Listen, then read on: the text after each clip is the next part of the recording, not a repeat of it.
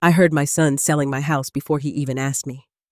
I can have the papers signed this week, Ethan said over the phone, his voice calm too calm, like everything already belonged to him.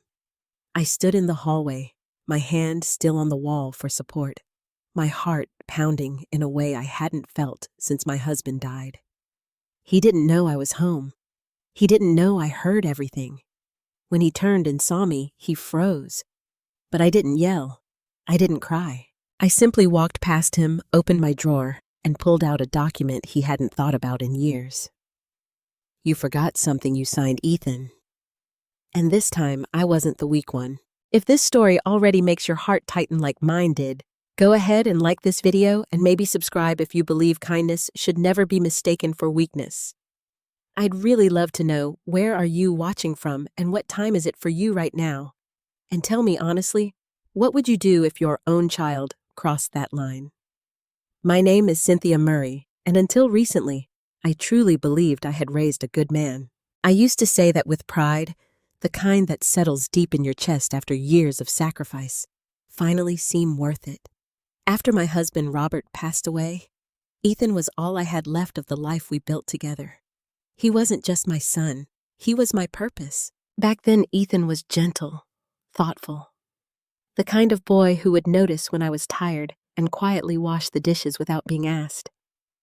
He used to sit at the kitchen table while I balanced bills, asking questions about numbers like he wanted to understand the world through logic.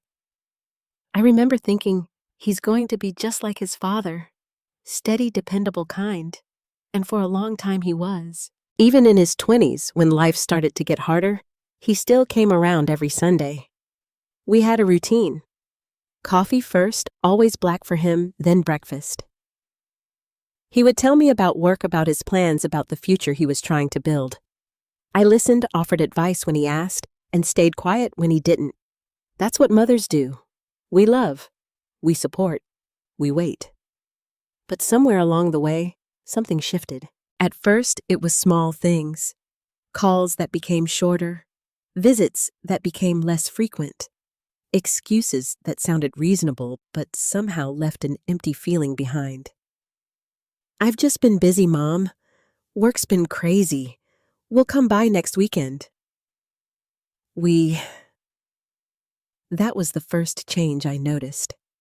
Ethan didn't just speak for himself anymore. He spoke for Olivia.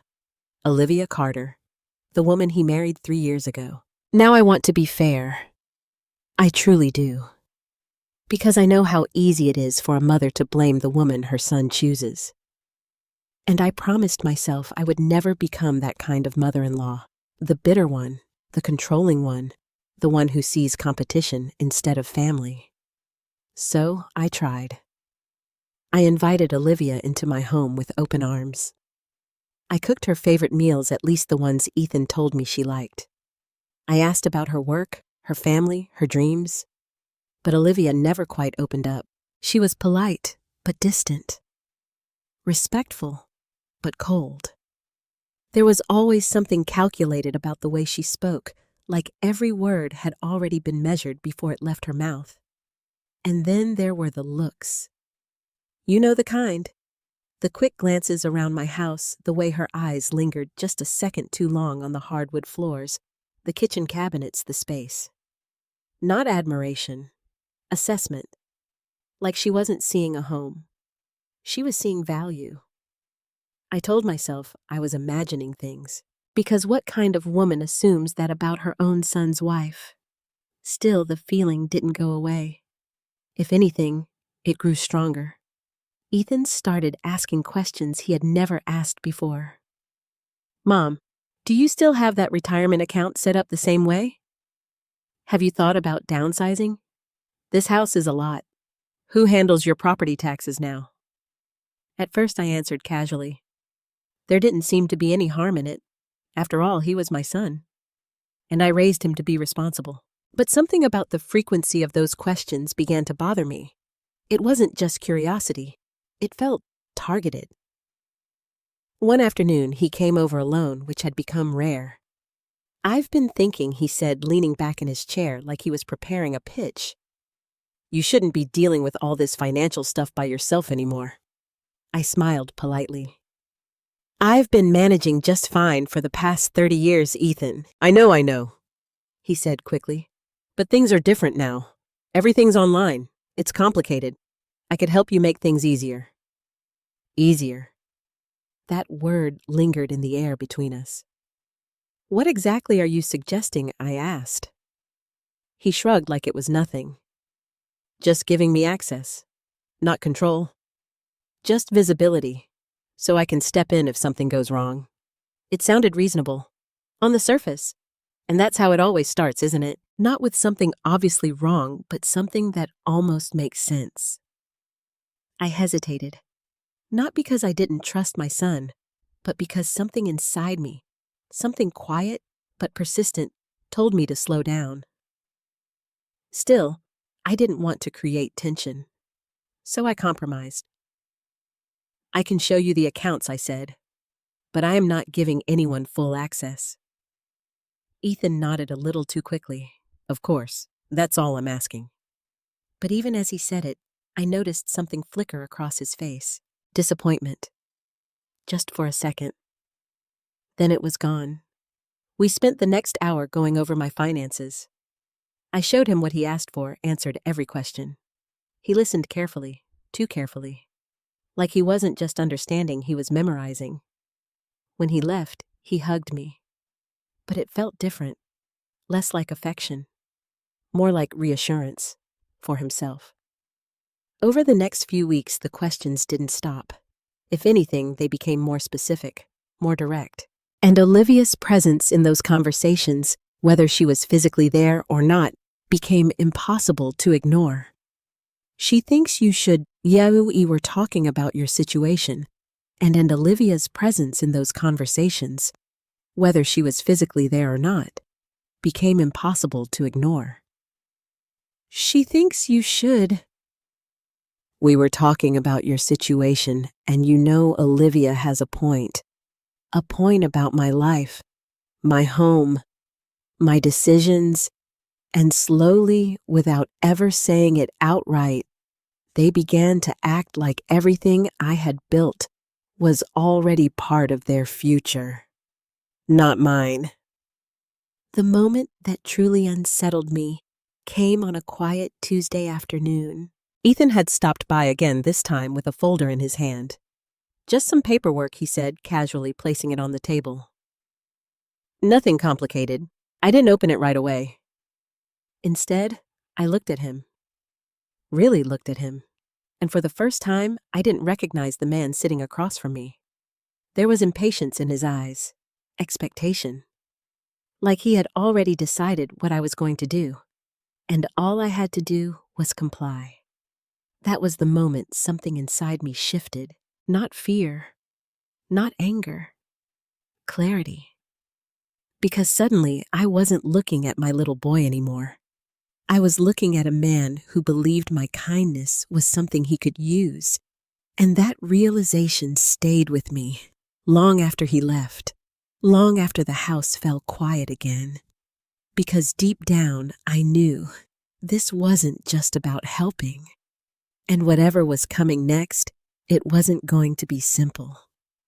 After that Tuesday, I stopped answering Ethan's questions so easily, not abruptly, not in a way that would raise suspicion, just slower, more careful. It's a strange thing the moment you begin to see someone differently. Nothing about them actually changes overnight, but your awareness does. Every word, every pause, every glance starts to carry weight it never had before. And suddenly, things that once felt harmless begin to feel deliberate. A few days later, Ethan called me in the evening. "Hey, Mom," he said, his voice light, almost cheerful. "Just checking in." That alone made me pause. Ethan hadn't just checked in a long time. "I'm fine," I said. "How are you?" "Busy, you know how it is. Work life." He hesitated briefly. "Olivia and I were talking about you earlier." There it was again. What about me?" I asked, keeping my tone neutral. "Oh, nothing bad," he said quickly. "Just we're a little worried. You're handling everything on your own, and that house, it's a lot for one person." I looked around my living room as he spoke. The same room I had sat in for decades. The same walls that held every memory of my life with Robert. "I've managed just fine so far," I said. "Yeah, but that's the point, Mom," Ethan replied, his tone shifting slightly. "You shouldn't have to manage. You've done enough." That sounded kind. It almost sounded caring, but something underneath it didn't sit right. "And what exactly are you suggesting?" I asked again, more directly this time. "Well," he exhaled. "Maybe it's time to start thinking about simplifying things. Consolidating assets. Making sure everything is aligned. Aligned with what?" There was a pause. "With the future," he said finally. The way he said it made my stomach tighten. "Not your future.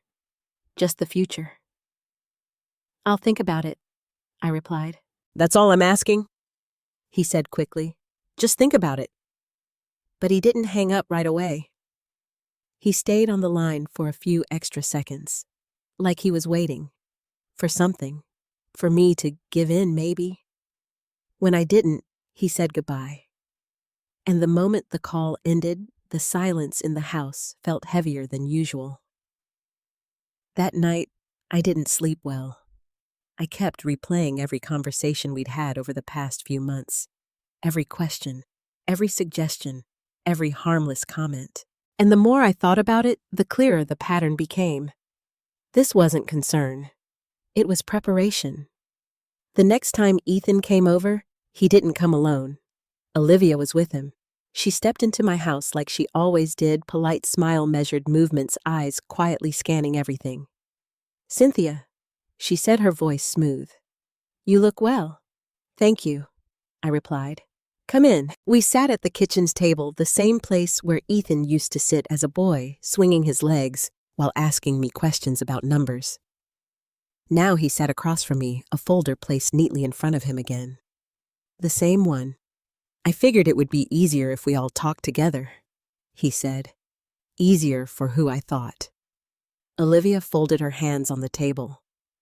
"We just want what's best for you." That sentence. I had heard it so many times in my life, but never had it felt so heavy. "I appreciate that," I said, "but I'd like to understand exactly what you mean." Ethan opened the folder. Inside were several documents neatly organized. He slid them toward me. "It's just some basic restructuring," he said. "Nothing complicated." I didn't touch the papers right away. Instead, I looked at Olivia. She met my gaze, her expression calm, almost unreadable. "You should take a look," she said softly. "It's really in your best interest." There it was again, that quiet certainty. Like the decision had already been made, and I just needed to catch up. I finally reached for the documents. At first glance, everything looked official. Clean, professional. But I didn't rush. I read, line by line, word by word. And that's when I saw it. Buried beneath the language hidden behind carefully chosen phrases were clauses that shifted control. Not completely, not obviously, but enough. Enough to give Ethan influence over decisions that had always been mine. I felt something cold settle in my chest. "Why does this give you partial authority over my accounts?" I asked, keeping my voice steady. Ethan blinked just for a second. "It's not authority," he said quickly. "It's just access." "So I can help. This says otherwise?" I replied, tapping the page. Olivia leaned slightly forward. "It's standard language," she said. "Nothing unusual." I looked at her, really looked at her. And for the first time, I didn't see politeness. I saw intent, carefully controlled, but very much there. "I'm not signing this," I said. The words landed harder than I expected. Ethan sat back in his chair, his expression tightening. "Mom," I said, "I'm not signing it." There was a silence that followed. Not the comfortable kind. The kind that fills a room when something breaks. "You don't trust me?" Ethan asked, his voice sharper now. That question, it always comes down to that, doesn't it, trust? Not the action, not the intention, just the emotion. "I trust you," I said slowly, "but I don't trust this." "That's the same thing," he snapped. "No, it's not." Olivia placed a hand lightly on his arm, but her eyes stayed on me. "You're making this more complicated than it needs to be," she said. "We're trying to help you." "I didn't ask for help," I replied. Her lips pressed into a thin line. Ethan exhaled heavily, running a hand through his hair. "Mom, you're being stubborn." That word hit me harder than I expected. Stubborn. Not careful, not thoughtful, not cautious. Just difficult. "I'm being responsible," I said quietly, for what he shot back. Holding on to control when you don't need to. There it was. Finally. Not hidden, not softened. Control. "I think it's time for you to go," I said. The room went still. Ethan stared at me like he didn't recognize me anymore. Maybe he didn't, because I wasn't the same woman who would have smiled and signed without reading. Not anymore. Olivia stood first. "Of course," she said calmly, smoothing her jacket. "We didn't mean to upset you." But her tone didn't match her words. There was no apology in it, only calculation. Ethan gathered the papers, his movements sharper now. "This isn't over, Mom," he said. I didn't respond. I just watched them walk out of my house, watched the door close behind them, and for a long moment, I just stood there, alone, but not confused anymore. Because whatever this was, it wasn't going to stop on its own. After they left that day, the house felt different. Not empty. I was used to empty. This was something else. It felt watched. Not in the literal sense, of course. There were no cameras, no footsteps in the night, but the conversations we'd had lingered in the walls, in the furniture, in the quiet spaces between my thoughts. For the first time in years, I locked my doors earlier than usual, and I double-checked them before bed. Not because I was afraid of strangers, but because something inside me no longer felt safe with what I had always trusted most. Over the next week, Ethan didn't come by. He didn't call either. And that silence, it wasn't peaceful. It was strategic. I could feel it, like the pause before a move in a game I hadn't agreed to play. But Olivia didn't stay quiet. 2 days after that conversation, she called me directly. That had never happened before. "Cynthia," she said, her voice warm in a way that immediately put me on guard. "I hope I didn't catch you at a bad time."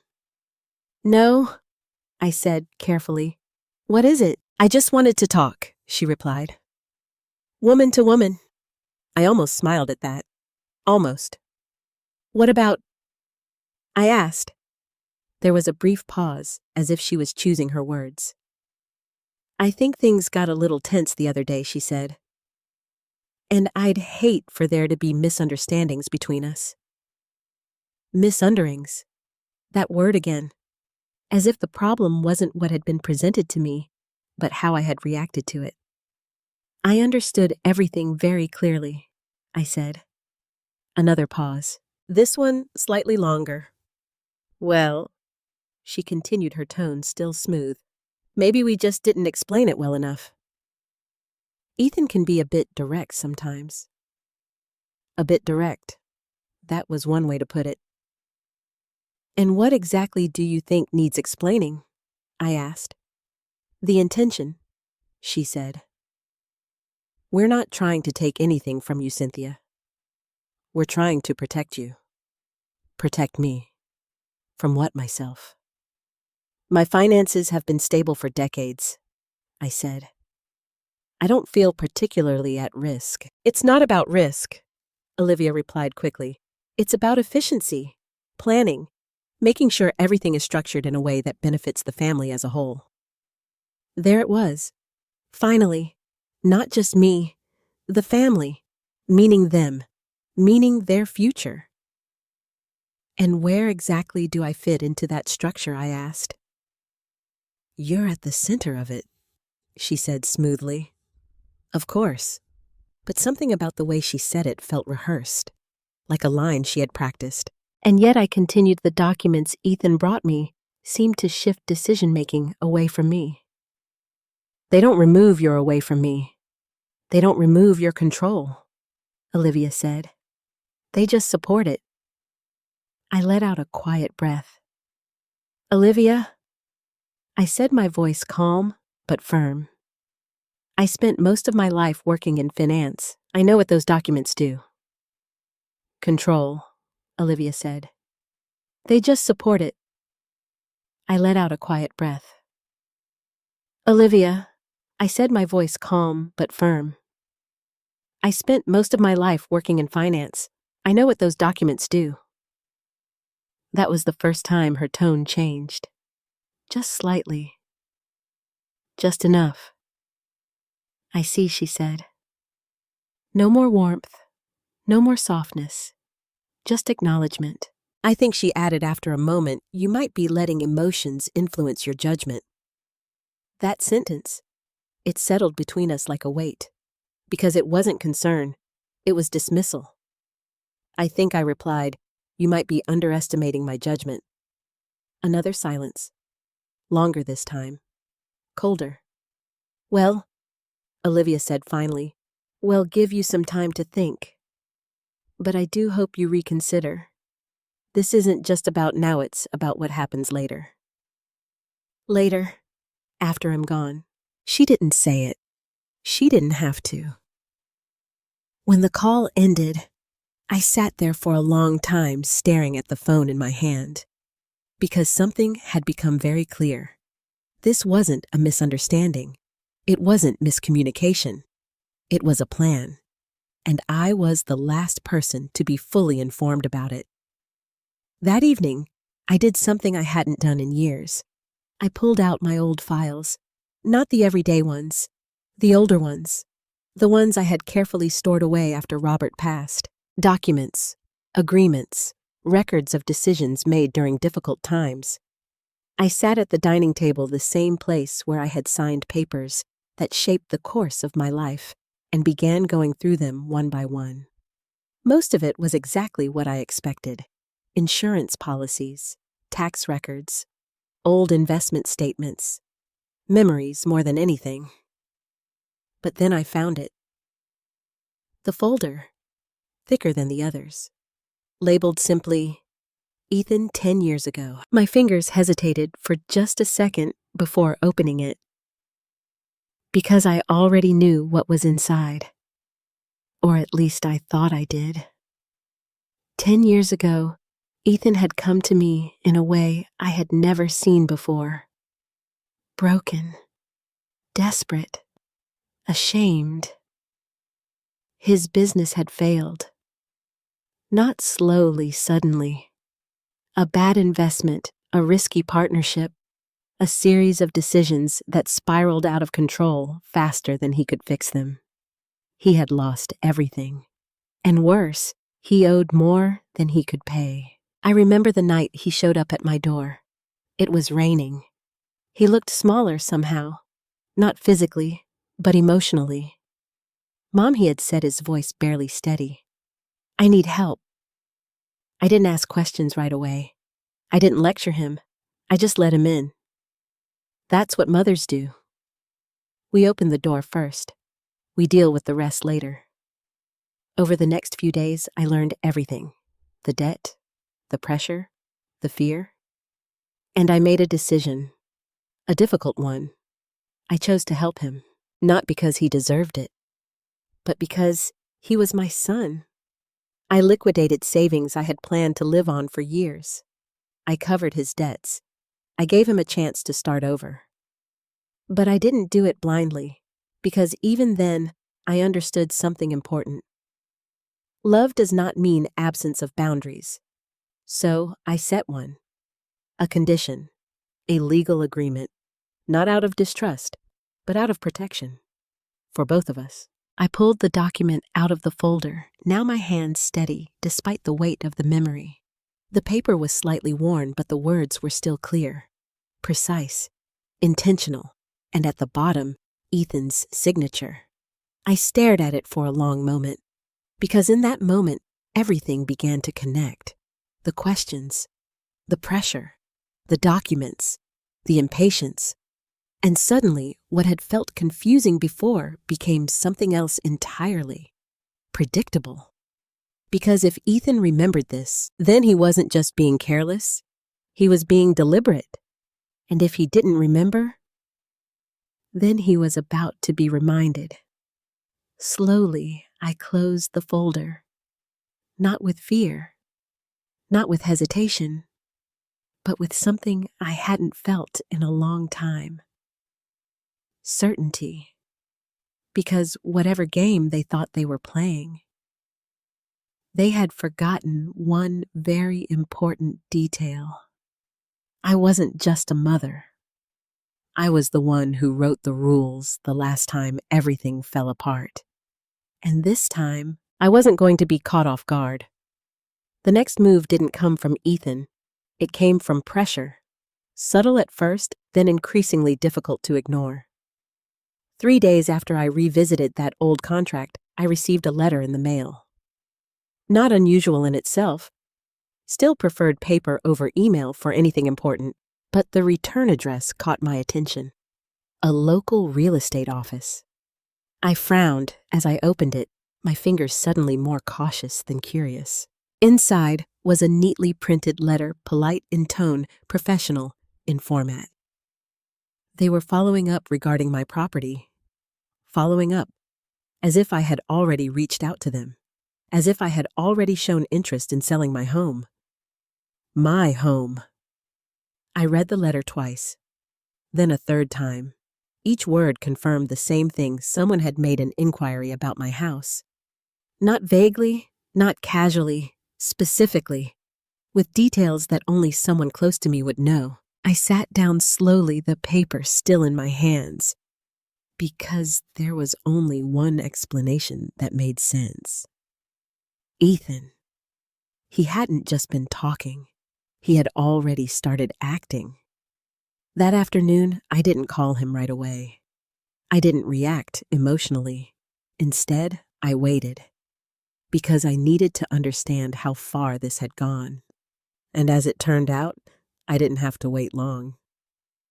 Ethan showed up that evening, unannounced, again. I heard his car before I saw him. The familiar sound of the engine pulling into the driveway used to bring comfort. Now it made my chest tighten. He knocked once, then opened the door like he always had. "Mom," he called out. "I'm in the kitchen," I replied. I kept my voice calm. "Even." He walked in, glancing around briefly, as if checking for something. Or someone. "You got a minute?" he asked. I gestured to the chair across from me. "Sit." He did, but he didn't relax. There was tension in the way he held himself, in the way his fingers tapped lightly against the table. "I've been thinking," he began. I almost smiled at that. He had been doing a lot of thinking lately, about what I asked, about the paperwork he said, about everything, really. I nodded slowly. "And I think we got off on the wrong foot," he continued. "I came on too strong. I get that." That surprised me, not because of what he said, but because of how he said it. Measured, controlled, like he was adjusting his approach, not his intention. "I appreciate you saying that," I replied. He leaned forward slightly. "But that doesn't change the situation Mom controlled, like he was adjusting his approach, not his intention." I appreciate you saying that, I replied. He leaned forward slightly. But that doesn't change the situation, Mom, he added. You still need help. There it was. The same conclusion, different packaging. I don't agree, I said. He exhaled clearly, trying to stay patient. It's not about agreeing, he said. It's about reality. And what reality is that? I asked. That you're not getting any younger. He said a little more bluntly now. And this house, your finances? It's a lot to manage. I held his gaze. I've managed it longer than you've been an adult, I said. His jaw tightened. That's not the point. Then what is the point, Ethan? For a moment, he didn't answer. And in that moment, I saw it. The frustration, the impatience, not of someone trying to help, but of someone being delayed. I already started looking into options, he said finally. There it was, out in the open. Options, I repeated. Yeah, he said, just preliminary. Nothing finalized. I reached over and picked up the letter from the real estate office, sliding it across the table toward him. This kind of preliminary? He froze. Not dramatically, just enough. His eyes flicked down to the letter, then back up to me. That's just an inquiry, he said. Without my knowledge, I replied. I was going to tell you, he said quickly, when I asked. After you found a buyer, that's not fair. Mom. No, I said quietly. What's not fair is someone trying to sell my home behind my back. Silence. Heavy. Unavoidable. Ethan leaned back in his chair, running a hand over his face. You're blowing this out of proportion, he muttered. I felt something inside me harden at that. Because that sentence, that dismissal, it told me everything I needed to know. I don't think I am, I said. He looked at me again, more directly this time. Look, he said, his voice lowering. This house is worth a lot of money, more than you need. You could downsize, move somewhere easier, and still have plenty left over. And what happens to the rest? I asked. He hesitated. Just for a second. But it was enough. We invest it, he said. Make it grow. For the family. The family. Again. Always the family, but never just me. And who manages that investment? I asked. His eyes met mine. You don't trust me, he said. There it was again. That same line, that same attempt to shift the focus. I trust what you've shown me, I replied. And what is that supposed to mean? It means, I said calmly, that you've already taken steps without my consent. That's because you weren't moving fast enough, he snapped. The words hung in the air, sharp, revealing, and in that moment, something became undeniable. This wasn't concern. It wasn't protection. It was urgency, not for me, but for something else. You don't get to decide my pace, I said. I'm trying to help you. He shot back. No, I said firmly. You're trying to control the situation. His expression darkened. That's ridiculous. Is it? I asked. Because it feels like you've already made decisions about my life without me. He stood up suddenly, the chair scraping against the floor. I can't believe this, he said. After everything I've done, I stood up too. Everything you've done, I repeated. Or everything I've done for you. That stopped him, completely, for just a moment. And in that silence, I saw something flicker across his face. Not anger, not frustration, recognition. But it was gone, just as quickly. "You're being emotional," he said, his voice tight. "And you're being reckless," I replied. We stood there facing each other across the table that had once been a place of comfort. Now it felt like a line drawn in the sand. "This isn't over," he said again. "No," I agreed, "it's not." Because deep down, I knew something he didn't. He thought he was moving ahead. He thought he was gaining ground. But he had already stepped into something he didn't fully understand, and very soon. I was going to make sure he did. That night after Ethan left, I didn't turn on the television. I didn't make tea. I didn't try to distract myself the way I usually did when something unsettled me. Instead, I sat at the dining table with that folder still in front of me, and I let myself remember. Because memory has a way of sharpening truth when you stop avoiding it. 10 years ago, Ethan hadn't walked into my house with confidence. He had collapsed into it. I can still see him standing in the doorway, soaked from the rain, his shoulders slumped in a way I had never seen before. "Mom," he said back then, his voice breaking, I messed up. Not defensive, not proud, just broken. And I remember the silence that followed, because I already knew. Not the details, but the weight of it. A mother always knows when something has gone wrong beyond simple fixing. I led him inside without asking another question. We sat at this same table, and for the first time since he was a child, Ethan didn't try to hide anything from me. He told me everything. The investment. The partner who convinced him it was a guaranteed return. The loans he took out to keep things afloat when it started failing. The way he thought he could fix it before anyone noticed. And the moment it all collapsed. "I thought I could handle it," he kept saying. "I thought I could fix it." That sentence echoed in my mind now 10 years later, because it sounded so familiar. The same confidence, the same belief that he knew better. Back then, though, it had ended in ruin. He owed more money than he could repay. Creditors were calling, threatening, relentless. And underneath all of that, there was fear. Real fear. "I don't know what to do," he admitted. And that was the moment I made my decision. Not because it was easy, but because it was necessary. "I'm going to help you," I told him. His head snapped up, disbelief written all over his face. "You are—" "Yes," I said, but not without conditions. Even now I remember the way he hesitated at that. Not because he didn't want help, but because he didn't expect it to come with boundaries. "What kind of conditions?" he asked.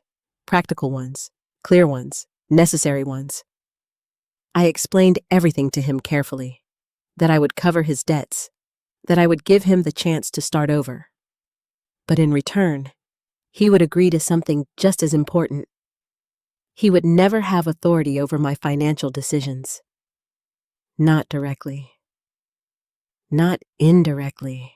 And if he ever attempted to manipulate pressure or interfere with my assets for his own benefit, he would lose any standing to claim involvement.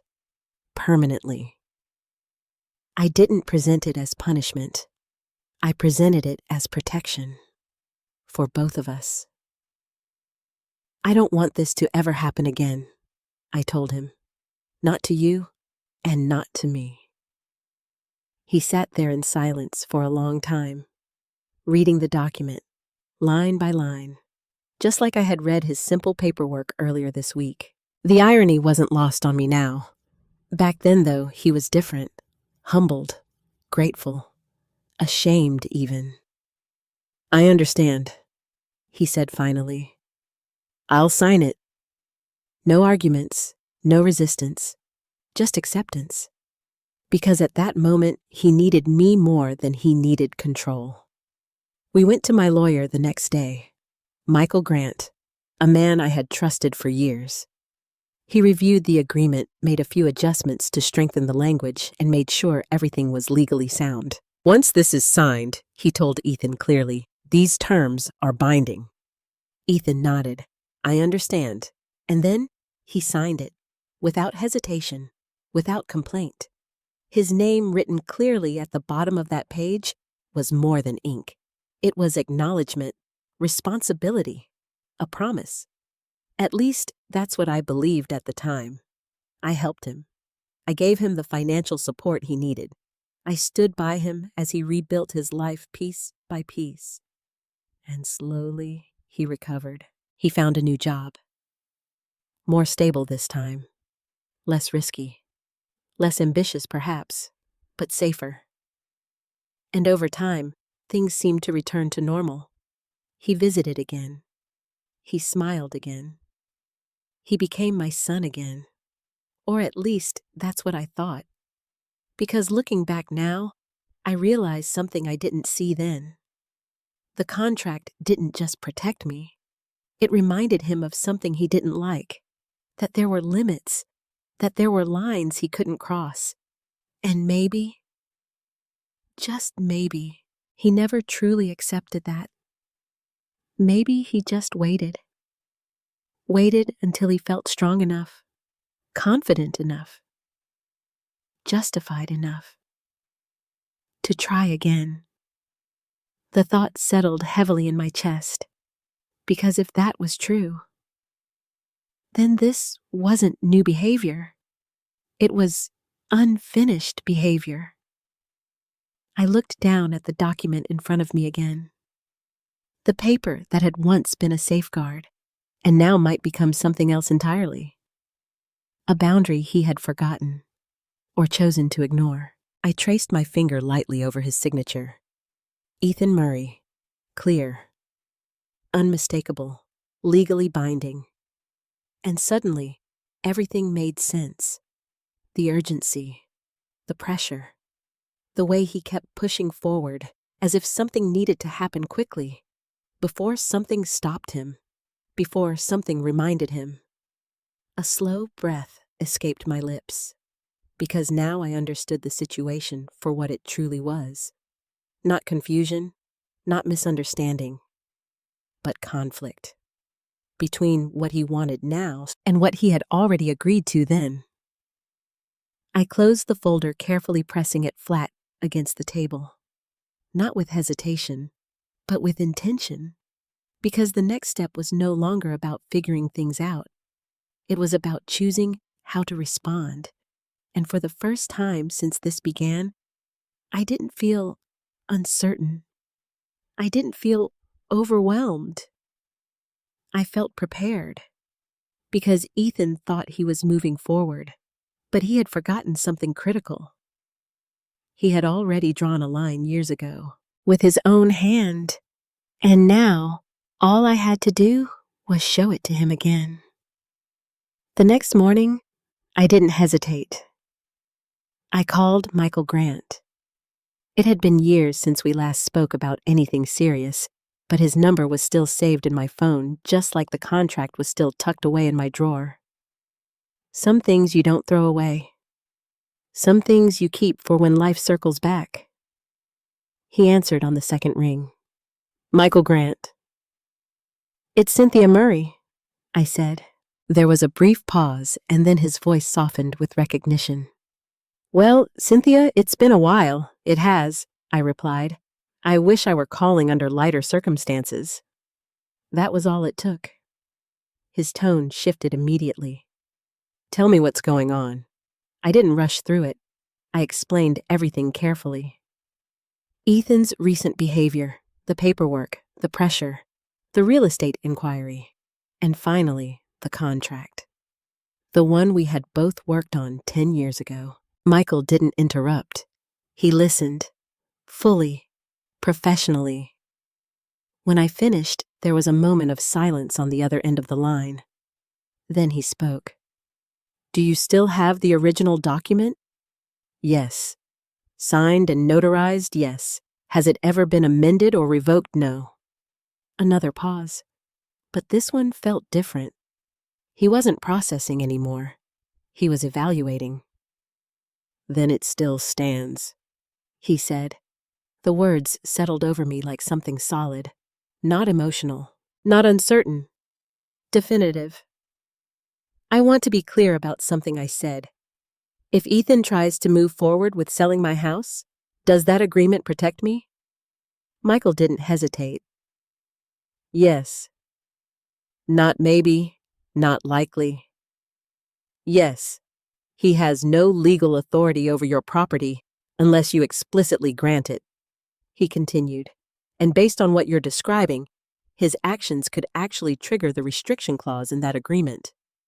I leaned back slightly in my chair.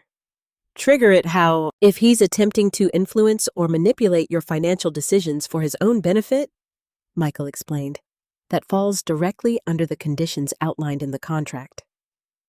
My grip tightened slightly on the phone. So he's already in violation. Potentially, he said. Yes. The word potentially didn't weaken the statement. If anything, it made it more precise, measured, legal. And what happens if that clause is enforced? I asked. Michael's voice became firmer. It means he forfeits any future claim to involvement in your financial matters. Completely. Permanently. I closed my eyes for a brief moment. Not because I was overwhelmed, but because hearing it out loud made it real. Very real. I never wanted it to come to this, I said quietly. I know, Michael replied. That's why you put it in place. He was right. That contract wasn't created in anger. It wasn't punishment. It was protection. And now it might need to be used exactly as intended. What do you recommend? I asked. Another pause. Not hesitation. Consideration. I recommend we don't act immediately, he said. That surprised me. Why not? And now it might need to be used exactly as intended. What do you recommend? I asked. Another pause. Not hesitation. Consideration. I recommend we don't act immediately, he said. That surprised me. Why not? Because right now, he explained, he believes he has the upper hand. That assumption is giving you something valuable. Time, I said. Exactly. I let that sink in. Because it made sense. Ethan thought I was reacting. Emotional. Defensive. But he didn't know I had already taken a step back. Already looked deeper. Already understood the position we were both in. What should I do in the meantime? I asked. Document everything Michael said. Every conversation. Every attempt he makes. Every piece of communication. I can do that. And he added, don't confront him with the contract yet. That part I hadn't expected. Why not? Because once you show your hand, he said, he'll adjust his behavior. Right now, he's revealing his intentions. That's useful. He was right again. And I didn't like hate you much sense it made. Let him continue. Because once you show your hand, he said, he'll adjust his behavior. Right now, he's revealing his intentions. That's useful. He was right again. And I didn't like how much sense it made. Let him continue, I asked. Let him think he's in control, Michael corrected. There's a difference. I exhaled slowly, because this wasn't just emotional anymore. It was strategic, careful, deliberate. And for the first time since this started, I wasn't just reacting to Ethan. I was preparing for him. We should meet. Michael continued. In person. Go over the contract again, review your current assets, and make sure everything is fully protected. When? Soon, he said, before this escalates further. It already is escalating, I replied. Yes, he said calmly, which means we're right on time. After we ended the call, I sat there quietly for a while. The house was still. The same walls, the same furniture, the same life I had built over decades. But something had shifted, not in the house, in me, because now I wasn't uncertain anymore. I wasn't guessing. I wasn't hoping things would resolve on their own. I knew exactly what I was dealing with, and more importantly, I knew I had the means to stop it. That afternoon, I began organizing everything. Not in a frantic way, in a methodical one. I gathered documents, bank statements, property records, copies of the recent paperwork Ethan had tried to get me to sign, and of course, the contract. I placed it in a separate folder. Not hidden, not buried, accessible, ready. As I worked, my mind kept returning to one thought. Not anger, not betrayal, but something quieter, more complicated. How did we get here? How did the boy who once asked me about numbers at this very table become the man who thought he could move pieces of my life without my knowledge? And then I stopped myself. Because that question, it didn't change anything. The past explains behavior, but it doesn't excuse it. And right now, what mattered wasn't who Ethan used to be. It was who he was choosing to be. By the time evening came, everything was in place. Not finished, but ready. And as I sat down in my living room, the sunlight fading through the windows, I felt something I hadn't felt since this all began. Not fear, not doubt, control, quiet, steady, unshakable. Because Ethan thought he was pushing me into a corner. But in reality, he was walking himself into a situation he had already agreed to years ago. He just didn't realize it yet. And when he did, everything would change. After speaking with Michael, I understood something clearly. Ethan wasn't going to stop. Not because he was confused, not because he needed time, but because he had already decided where this was going. And people who make decisions like that don't walk away easily. They push harder. 2 days later, he proved me right. This time, he didn't come alone. And he didn't pretend anymore. I heard voices before I even opened the door. Ethan's, Olivia's, and someone else. A man. When I stepped outside, they were standing on my front walkway. Ethan turned first. "Mom," he said, as if this were normal.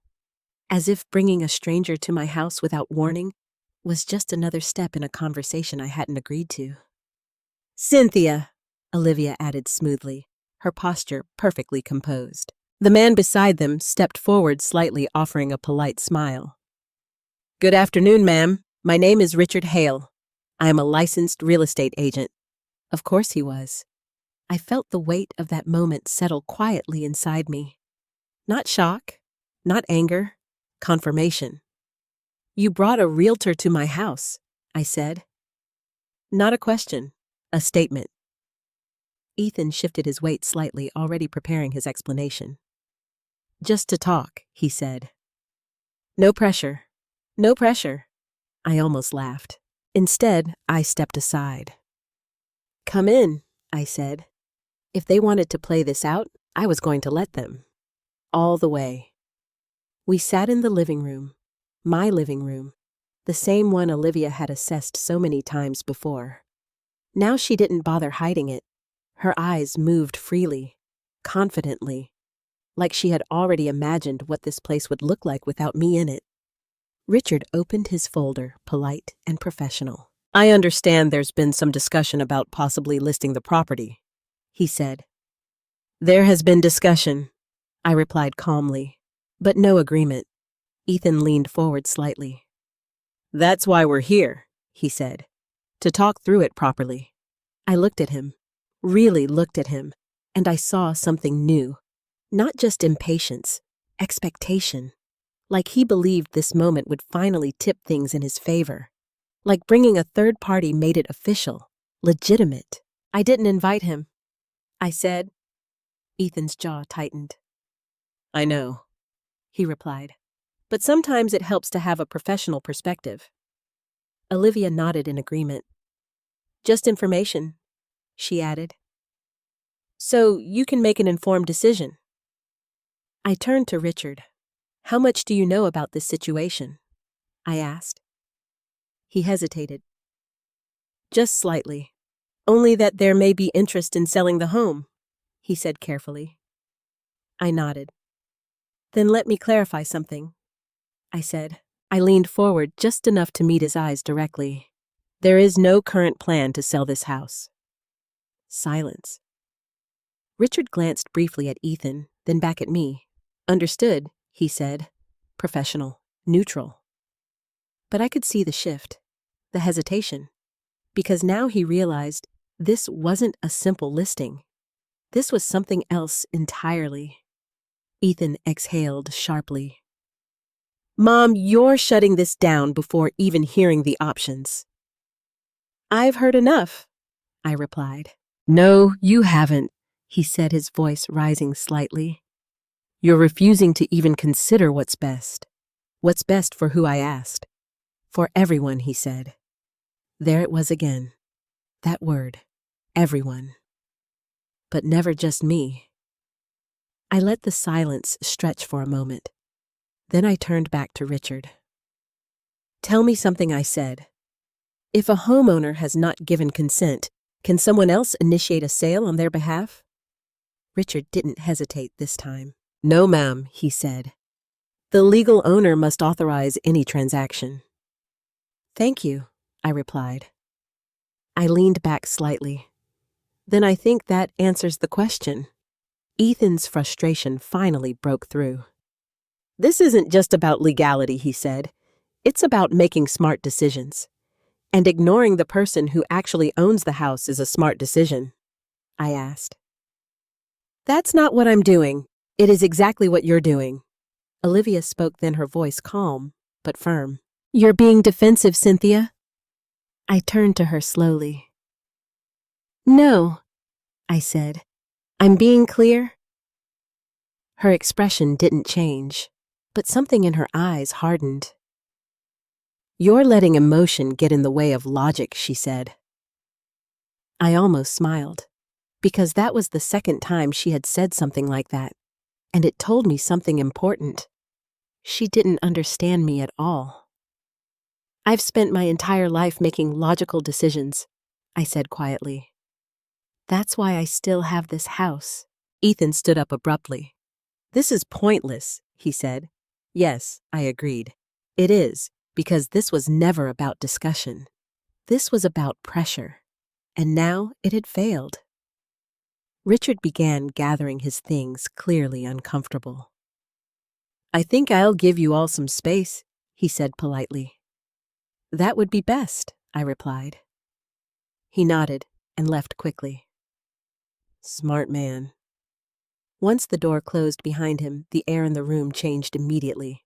No more politeness, no more pretense, just tension. You embarrassed me, Ethan said. I looked at him. No, I said calmly. You embarrassed yourself. His face flushed. I was trying to help you. You keep saying that, I replied, but your actions don't match your words. Olivia stood up beside him. You're making a mistake, she said.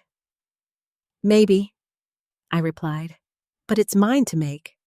That landed harder than anything else I had said, because it removed them from the equation entirely.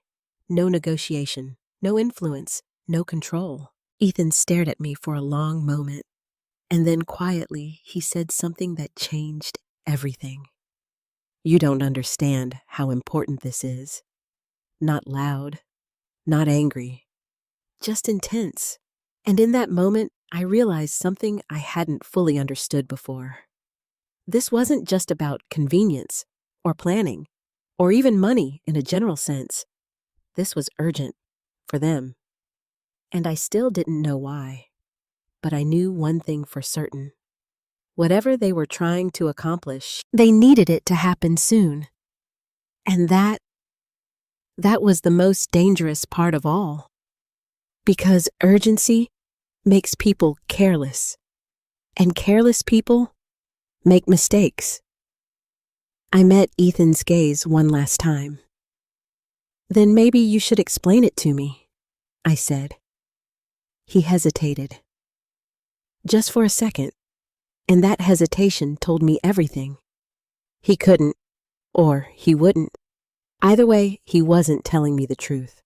Forget it, he muttered.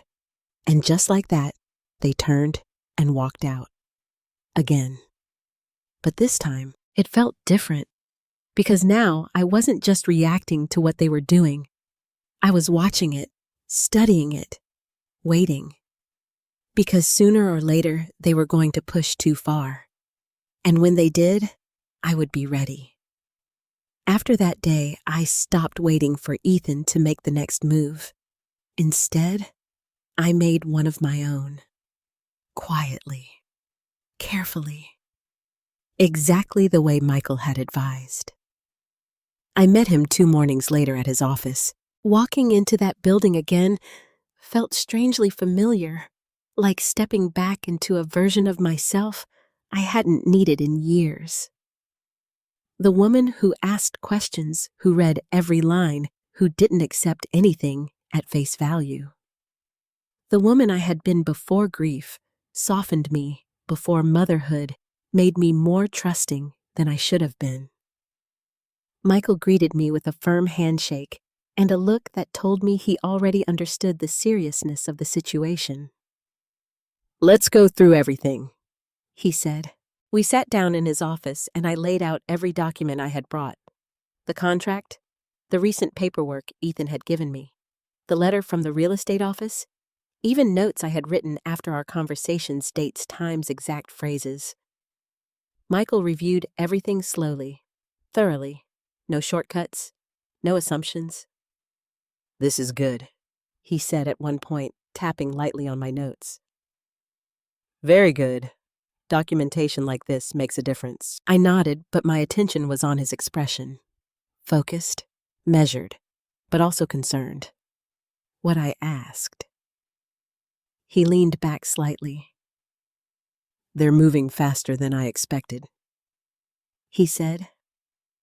I felt a small, cold knot form in my chest. "In what way?" He slid the real estate letter toward me.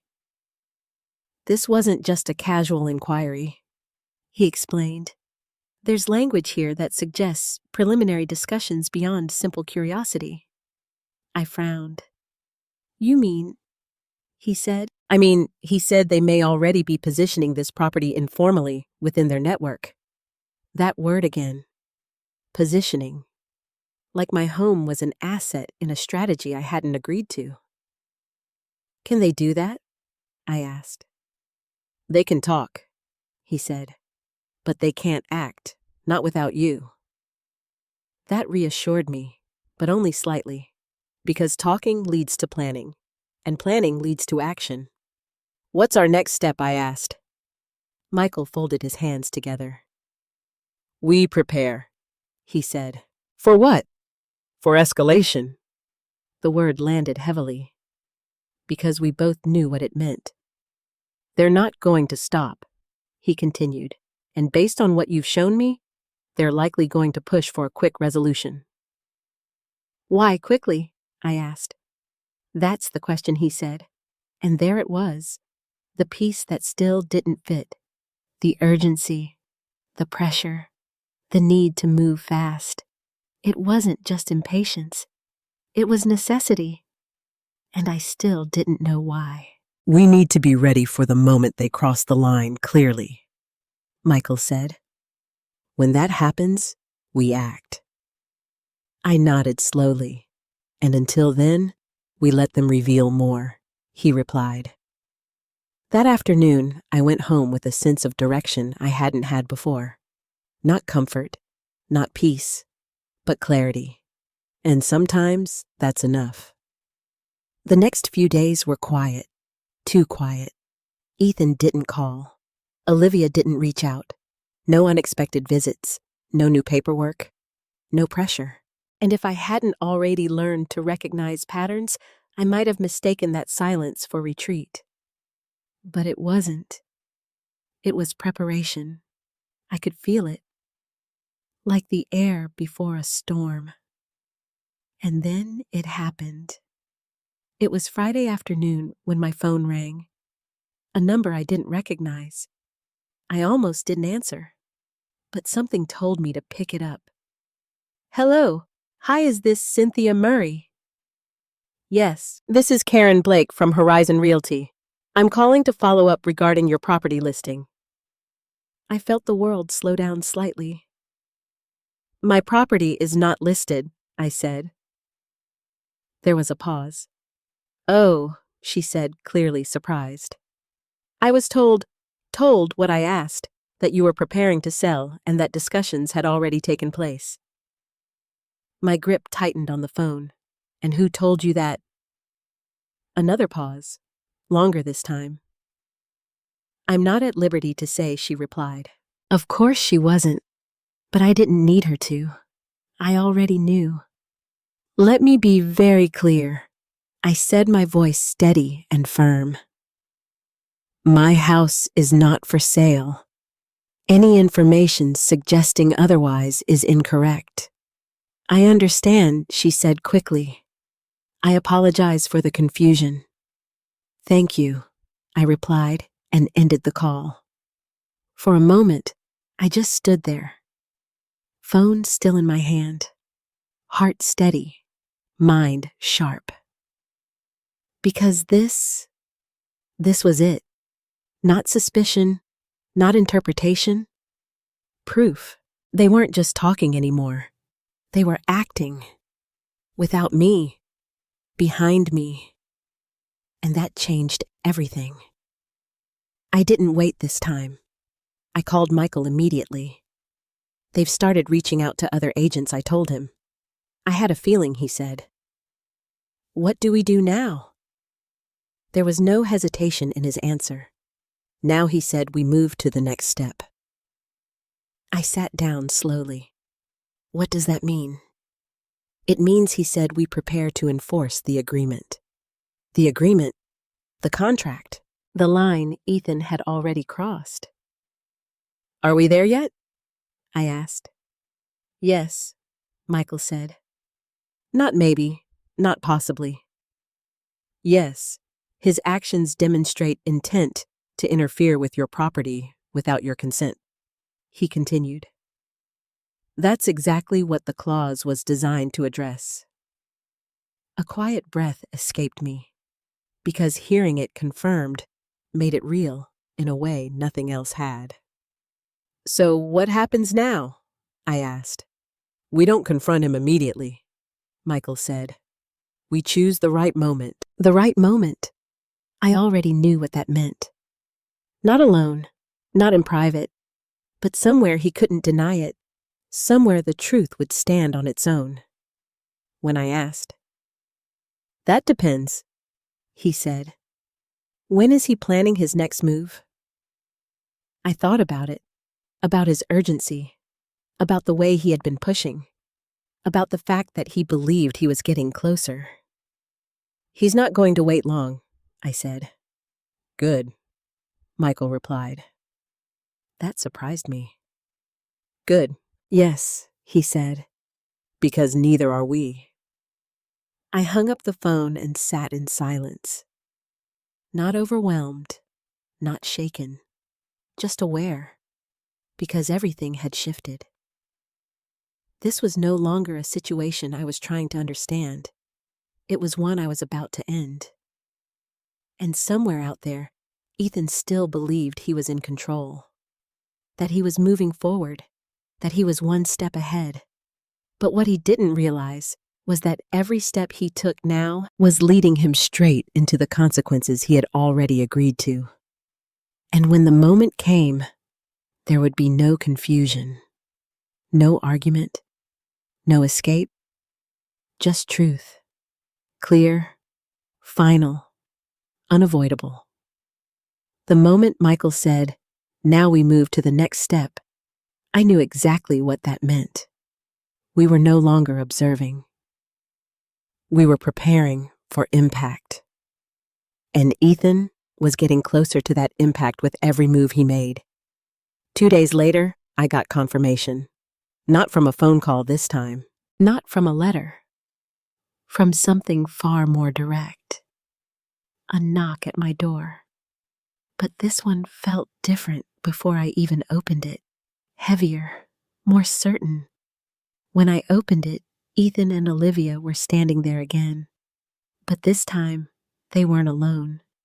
A man in a suit stood beside them holding a leather briefcase.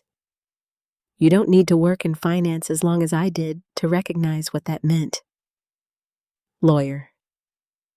Ethan didn't wait for me to speak. We need to talk, he said. Not can we talk? Not is this a good time? Just, we need to talk. I stepped aside slowly. Come in. If they were escalating, so would I. We sat at the dining table again. Same place, same chairs. But everything about this moment felt sharper, more final. The man introduced himself. Thomas Reed. I represent Ethan and Olivia. Of course he did. I nodded politely. And what exactly are you representing them in? I asked. He placed his briefcase on the table and opened it carefully. In facilitating a transition that benefits all parties involved, he said smoothly.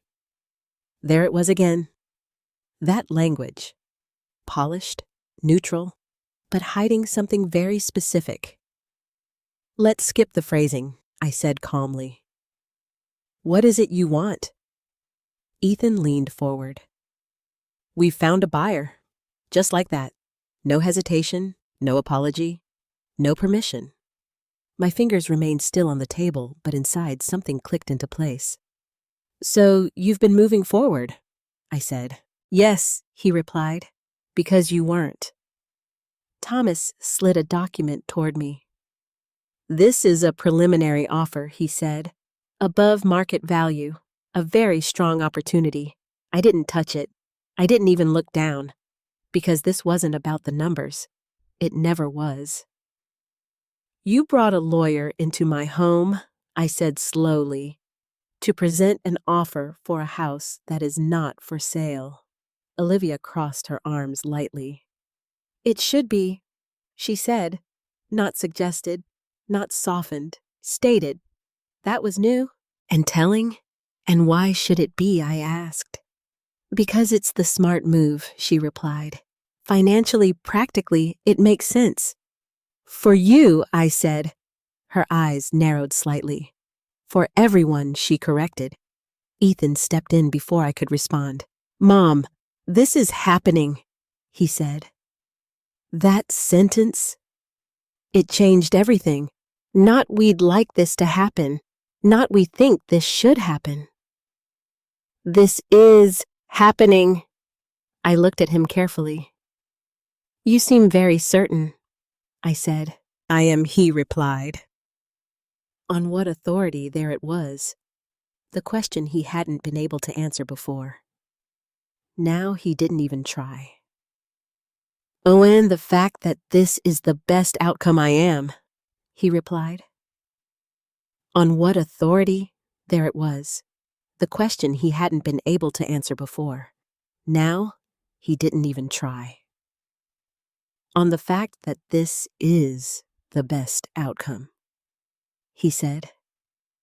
I almost smiled, because that wasn't authority. That was justification. Thomas cleared his throat slightly. Mrs. Murray, he said, perhaps we can approach this collaboratively. There is no collaboration without consent, I interrupted. He paused, measured, professional, but he understood. Of course, he said. And we're here to obtain that consent. No, I said. You're here to pressure it. Silence. Ethan's patience snapped. This is ridiculous, he said. You're making this harder than it needs to be. No, I replied calmly. You're trying to make it easier for yourself. That's not fair. Neither is what you're doing. Olivia leaned forward now, her tone colder than before. You're being unreasonable, she said. I'm being clear. You're holding on to something you don't need, she pressed, and you're reaching for something that isn't yours. That landed hard. Ethan stood up abruptly. I'm trying to build something here, he said. A future, stability. With my house?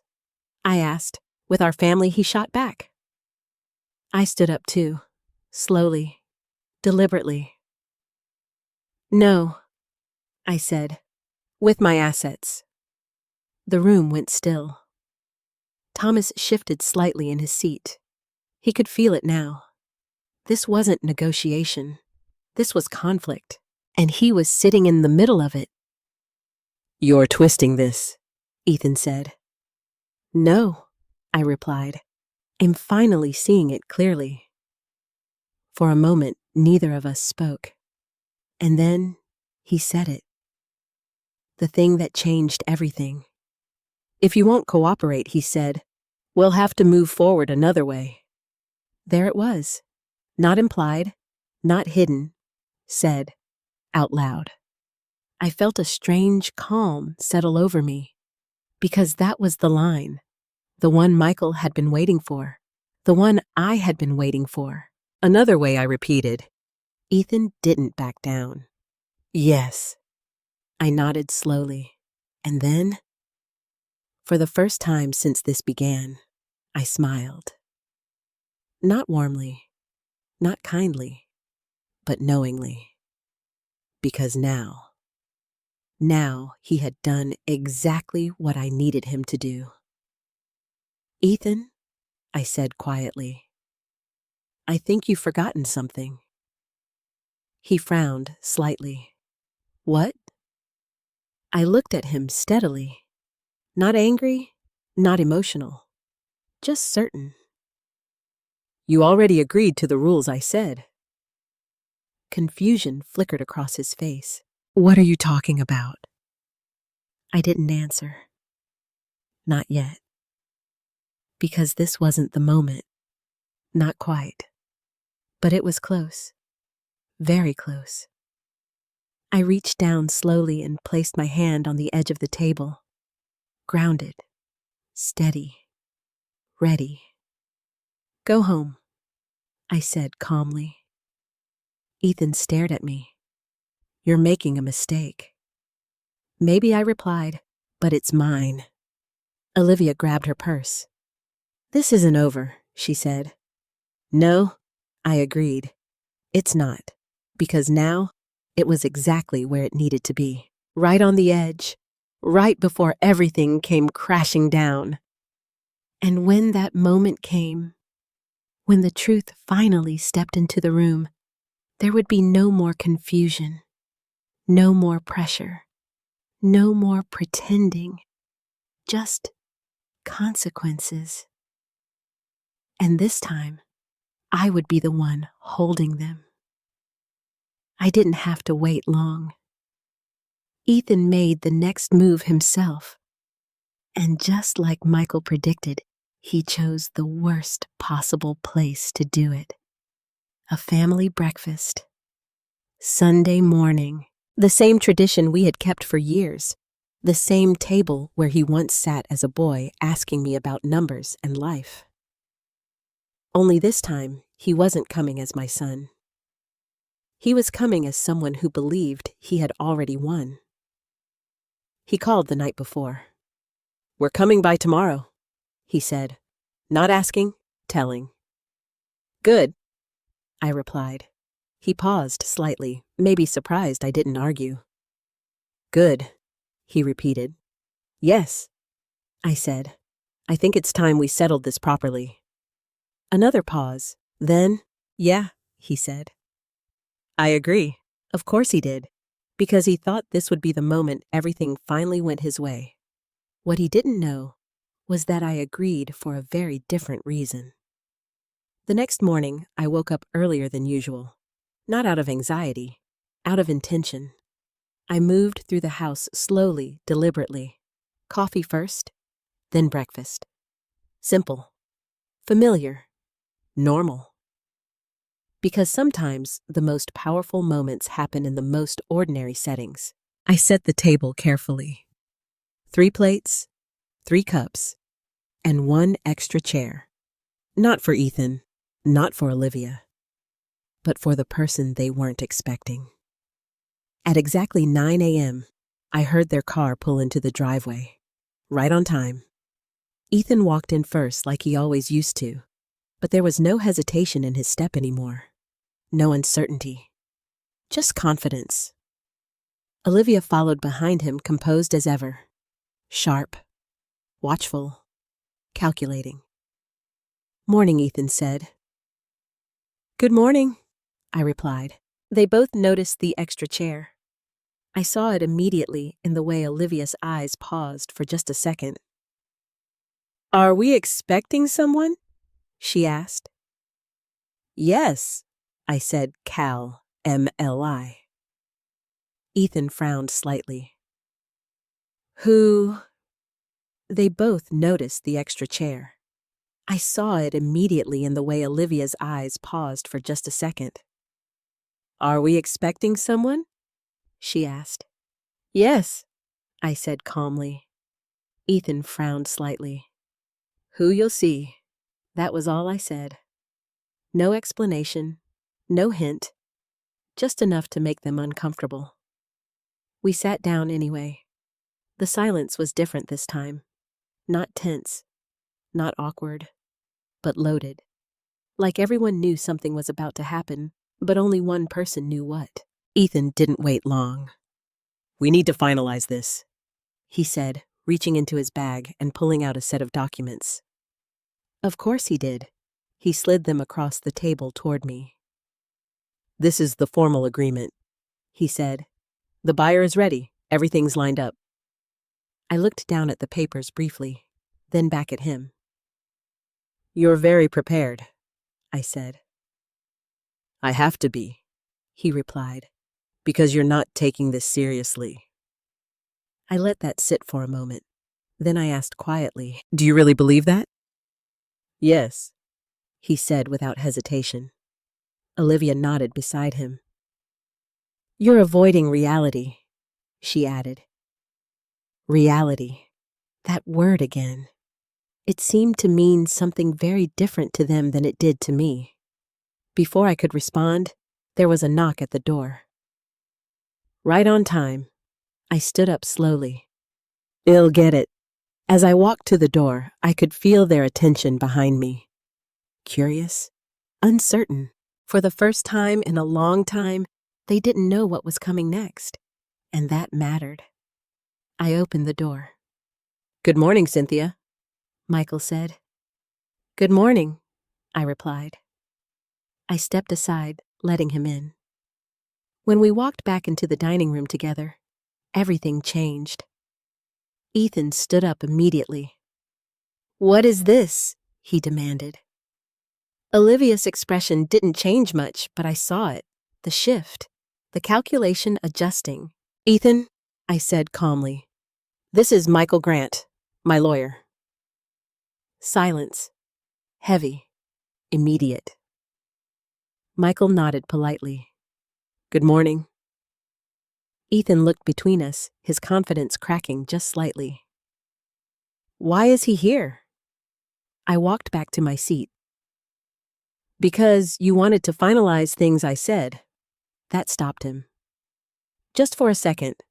We don't need a lawyer for this," he said. "I do," I replied. Michael sat down in the empty chair. Calm. Unbothered. Prepared. "I think it's best we all understand the situation clearly," he said. Olivia spoke, then her tone carefully controlled.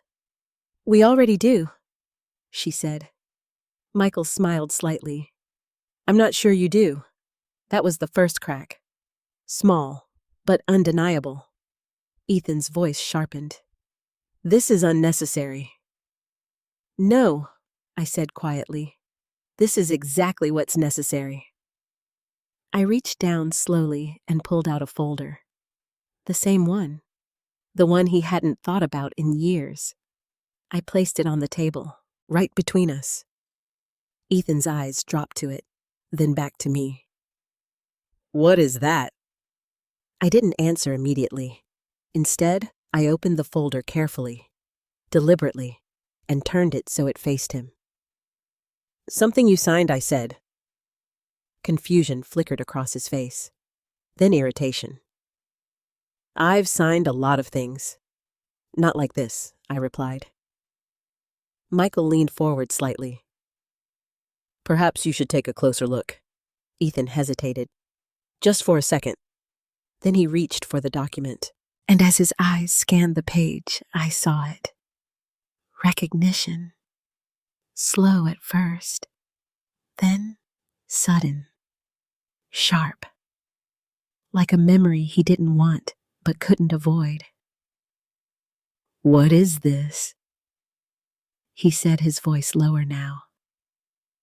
You tell me, I replied. He looked at the signature, his signature, and everything shifted. You remember now, I said. Silence filled the room, heavy, unavoidable. Michael spoke next. This agreement, he said calmly, was signed 10 years ago under legally binding conditions. Olivia leaned forward. What agreement? Michael turned his attention to her. One that limits Ethan's authority over Cynthia's financial decisions, especially in situations involving pressure manipulation or unauthorized action. Olivia's expression changed. Just slightly. But enough. That's not relevant, she said quickly. It is entirely relevant, Michael replied. Ethan slammed the paper down lightly. That was years ago. Yes, I said, and it still applies. His jaw tightened. That's not what this is. Then what is it? I asked. He didn't answer. Because he couldn't. Not without because he couldn't. Not without admitting the truth. Michael continued. Based on recent actions attempting to list the property, contacting agents, presenting offers without consent, this situation falls directly under the conditions outlined in that agreement. Admitting the truth. Michael continued. Based on recent actions attempting to list the property, contacting agents, presenting offers without consent, this situation falls directly under the conditions outlined in that agreement. The room went still. Completely still. And for the first time since this began, Ethan had nothing to say. Because the truth wasn't emotional. It wasn't debatable. It was written, signed, and sitting right in front of him. You thought I was weak, I said quietly. He looked up at me. You thought my kindness meant you could decide things for me. No response. Now you understand, I continued, that I was prepared long before you started this. Olivia stood up abruptly. This is ridiculous, she said. No, Michael replied calmly. This is legal. Ethan ran a hand through his hair, his composure finally breaking. You set me up, he said. I shook my head slowly. No, I said. You walked into something you agreed to. And that, Ethan ran a hand through his hair, his composure finally breaking. You set me up, he said. I shook my head slowly. No, I said. You walked into something you agreed to. And that was the moment everything changed. Because now there was no more illusion, no more control, no more advantage, just reality. And it wasn't the one they expected. For a moment, no one moved. Not Ethan, not Olivia, not even me. Because the truth has a strange way of freezing time when it finally lands. Ethan was still staring at the document, his fingers resting on the edge of the paper, like he wasn't sure whether to push it away or hold on to it. This doesn't mean anything, he said finally. But his voice didn't match his words. It wasn't confident anymore. It wasn't certain. It was searching. Michael didn't raise his voice. He didn't need to. It means exactly what it says, he replied. Ethan looked up sharply. You're twisting it. No, Michael said calmly. I'm reading it. That silence returned again. But this time, it wasn't just heavy. It was cracking. Olivia stepped in quickly. This was signed under completely different circumstances, she said. It doesn't apply here. Michael turned his attention to her. On the contrary, he said it applies precisely because of those circumstances. She opened her mouth to respond, but paused. Just for a second. And that hesitation told me something important. She hadn't expected this. Not fully. She had calculated risk, but she hadn't seen this variable. This was about financial irresponsibility. She continued, trying again. Not about this. What would you call this? I asked quietly. She looked at me, directly. But for the first time, she didn't have an immediate answer. Ethan pushed his chair back slightly. This is insane, he said. I'm trying to help you, and you're using something from 10 years ago to block it. I leaned forward.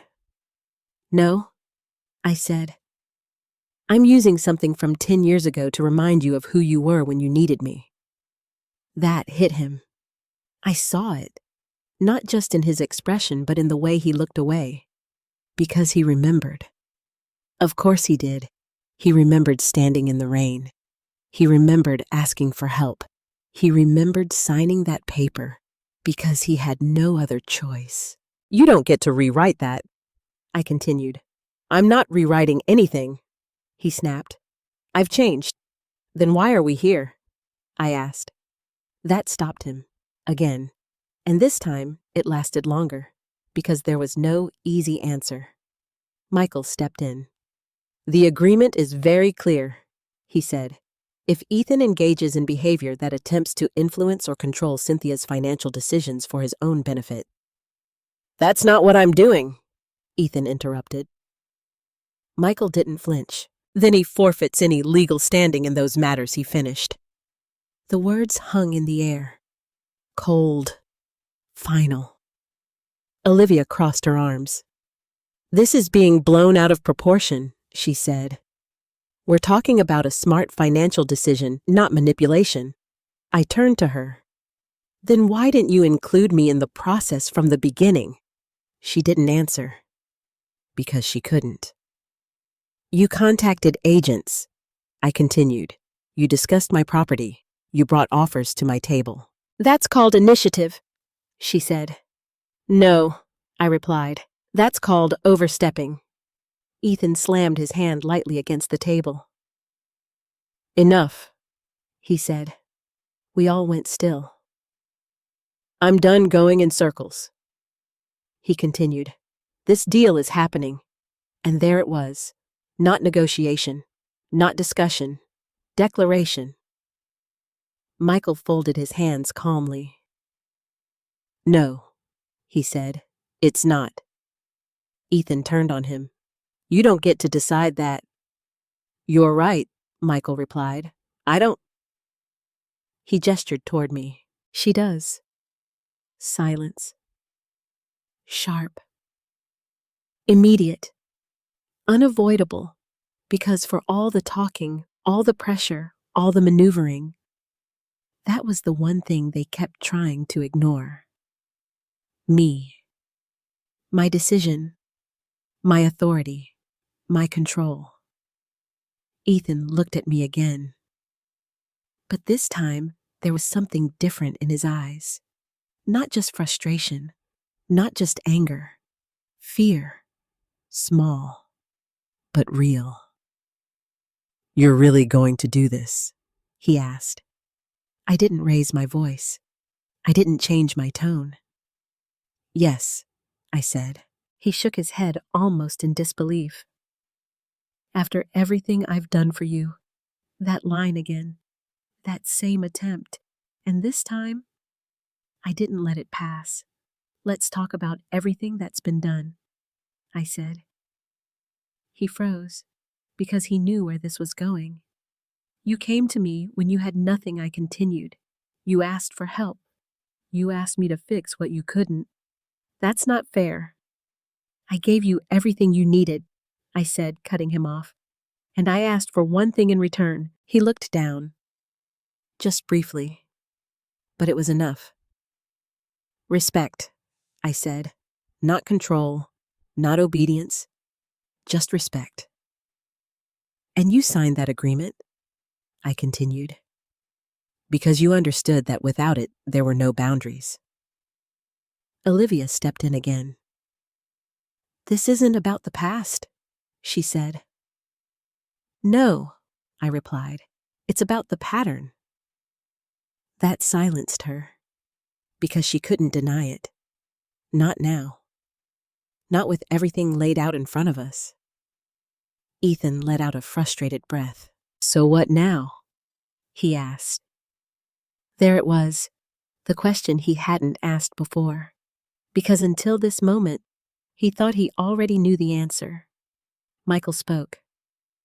Now, he said, we acknowledge that the agreement is in effect, and if I don't, Ethan shot back. Michael didn't hesitate. Then we enforce it. The room went completely still. Even the air felt different, heavier, because that word enforce, it wasn't a suggestion, it wasn't a warning, it was a line, and Ethan knew it. You'd take legal action against me, he asked, his voice lower now.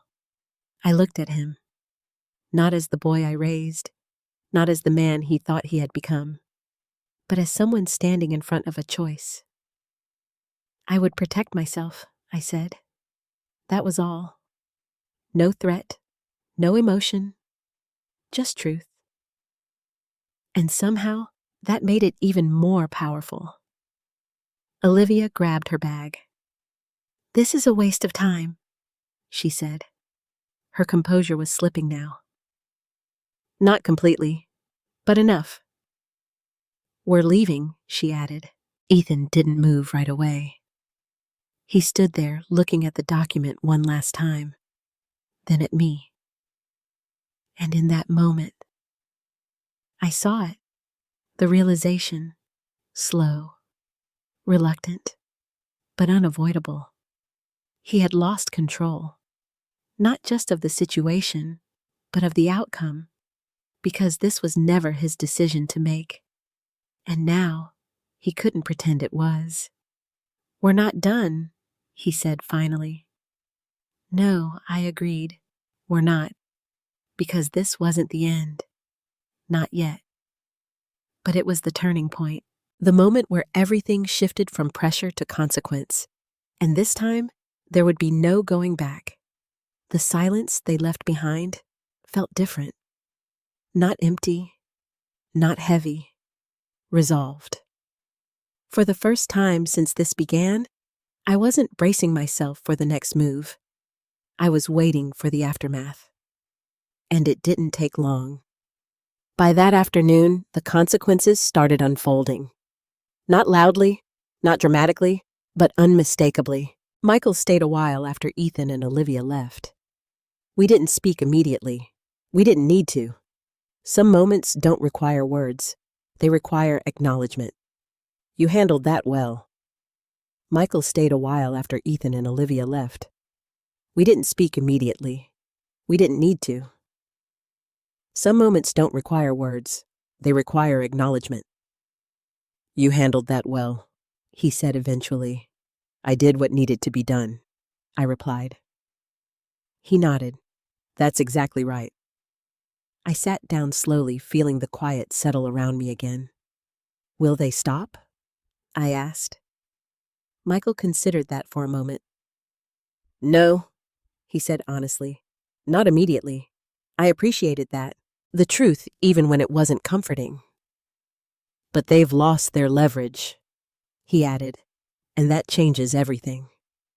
I let that sink in, because he was right. Up until now, Ethan had been operating on assumption that I would give in, that I wouldn't push back, that I wouldn't protect myself. Now, that assumption was gone, and without it, everything he had built his plan on began to crumble. What about the buyer? I asked. Michael closed his briefcase slowly. They'll walk, he said. Just like that. Yes. Why? Because no legitimate buyer wants to be involved in a disputed property situation, he explained.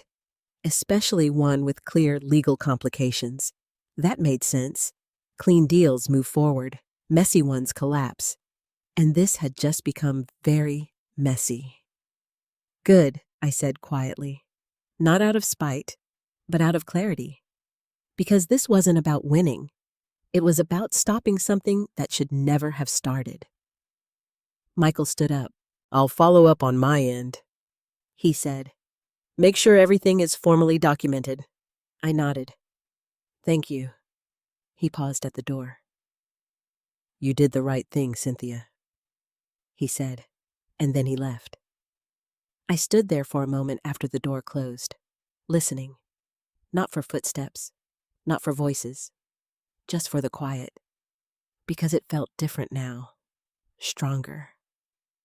That evening I got the call from the buyer, or rather, the former buyer. Mrs. Murray, this is Daniel Harris, the voice said. We were discussing your property through an intermediary. I recognized the careful tone immediately. Yes, I said. I wanted to reach out directly, he continued, to clarify the situation.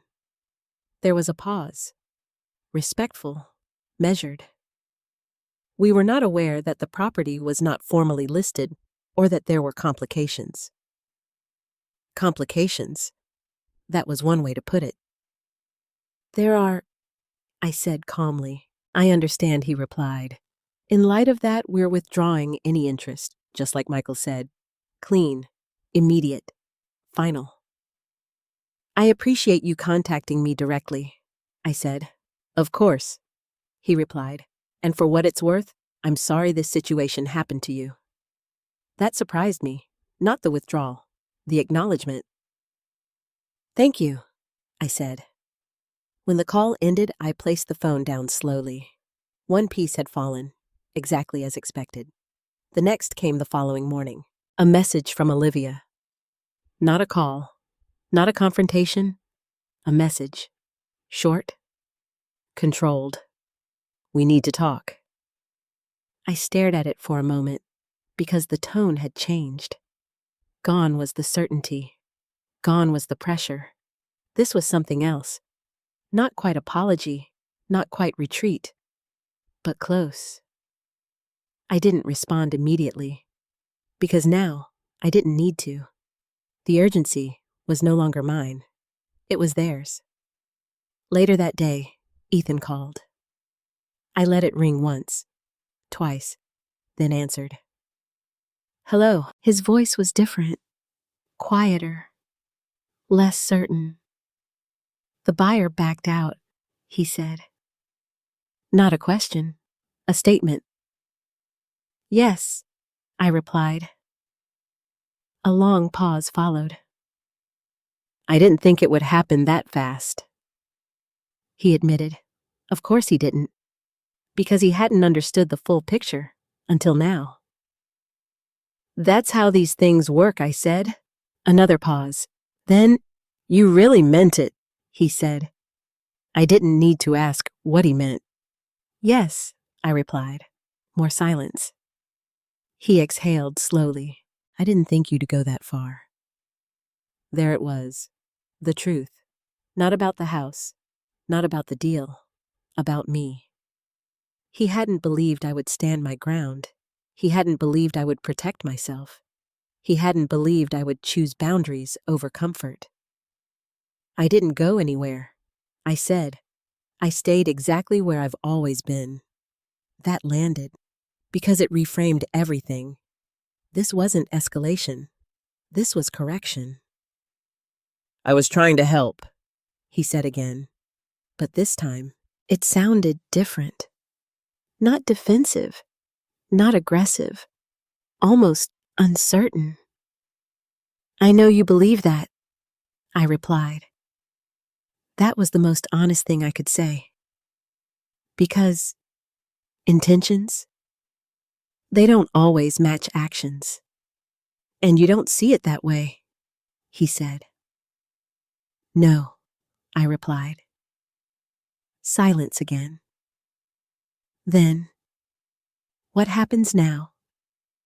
There it was. The question he had avoided from the beginning. Because now he needed an answer. And for the first time, he was ready to hear it. That depends on you, I said. On me? Yes. I let that sit for a moment, then continued. You crossed a line, Ethan. I know, he said quietly. That surprised me, because it wasn't an argument, it was acknowledgement. You didn't ask, I said. You decided. I know what you thought, I said gently. But that's the problem. He didn't respond, because there was nothing left to argue. You need to understand something, I continued. This isn't about the house. Then what is it about respect, I said. The same word. The one from 10 years ago. The one he had agreed to and forgotten.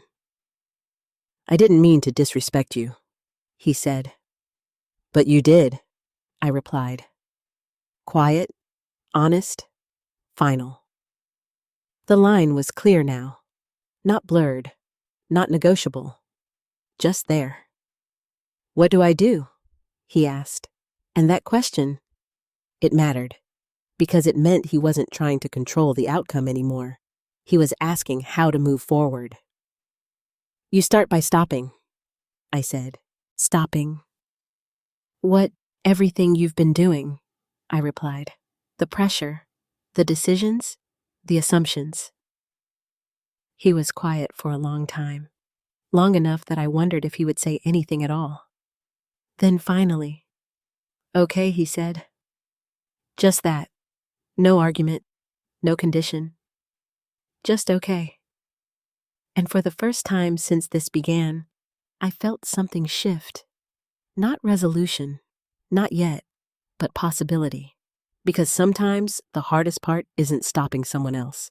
It's getting them to see themselves, and maybe, just maybe, that was starting to happen. For a few days after that call, everything was quiet. But this time, the silence didn't feel strategic. It felt, it's getting them to see themselves.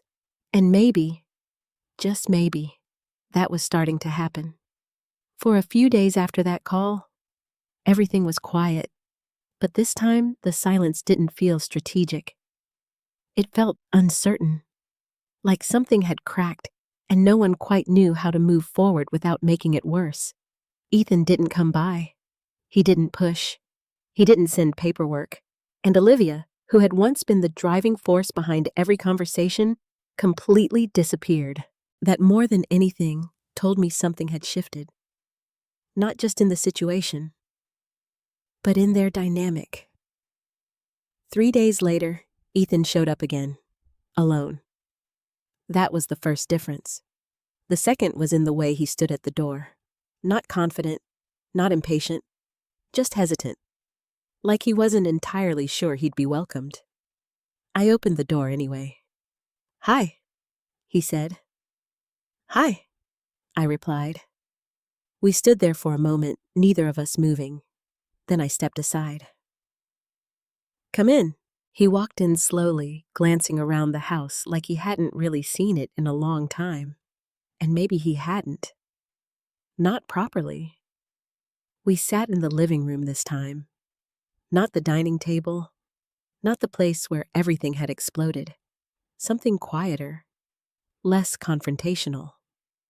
He leaned forward, resting his elbows on his knees, his hands clasped together.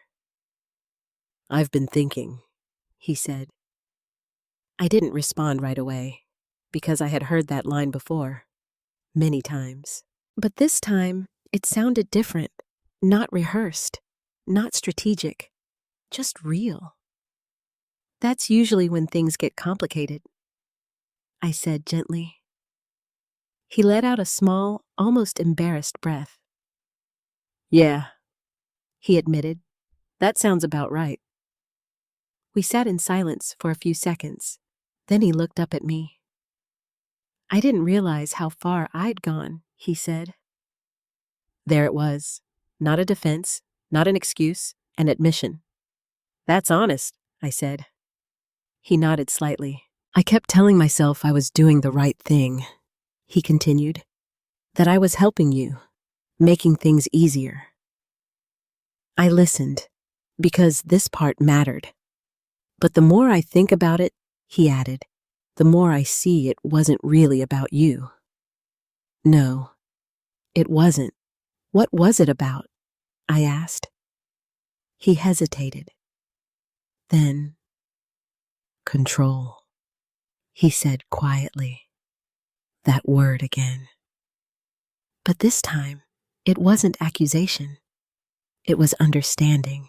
I thought if I handled everything, he continued, then nothing could go wrong. That sounds familiar, I said. He looked at me confused for a moment. Then it hit him. 10 years ago. I guess I never really learned that lesson, he admitted.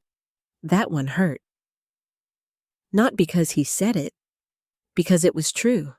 You learned it, I said. You just didn't keep it. He nodded slowly. That's worse, isn't it? I didn't answer that, because he already knew. Another silence settled between us, but this one wasn't heavy. It was reflective. I talked to Olivia, he said after a moment. That caught my attention. And, I asked. That caught my attention. And I asked. He leaned back slightly, rubbing his hands together. She doesn't see it the same way, he said. Of course she didn't. She thinks we were right, he continued. That this you as just a disagreement that got blown up. He leaned back slightly, rubbing his hands together. She doesn't see it the same way, he said. Of course she didn't. She thinks we were right, he continued. That this was just a disagreement that got blown up. And what do you think I asked? He didn't hesitate this time. I think I crossed a line. That mattered, not because it fixed anything, but because it acknowledged something real. What happens now? He asked. That question again. But this time, it felt different. Less about control, more about consequence. I took a slow breath before answering. Now you deal with what you've done, I said. He nodded. I figured, but that doesn't mean punishment, I added. He looked at me surprised. It doesn't?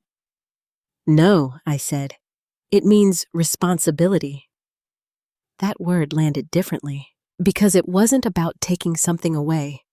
It was about owning something. I don't want to lose you, he said suddenly. That's that. That was the first time emotion truly entered the room. Not frustration, not anger, fear, real fear. You're not losing me, I said.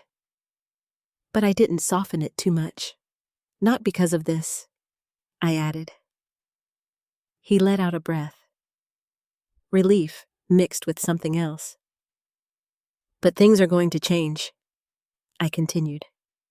His expression shifted again. I figured that too, I nodded. Trust doesn't reset, I said. It rebuilds. Slowly, carefully, with time. I can do that, he said. The confidence in his voice was quieter now.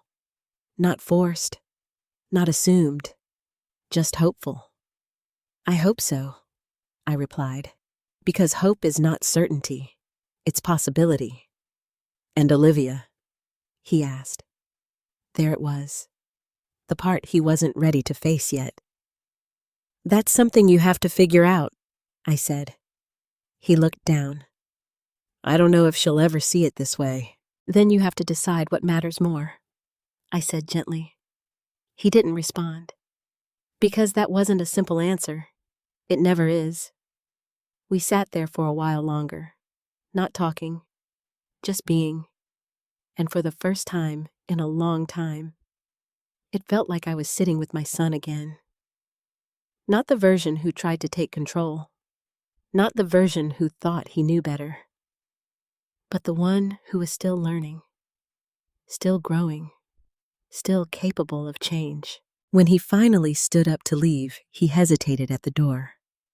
"Mom, yes, I'm sorry."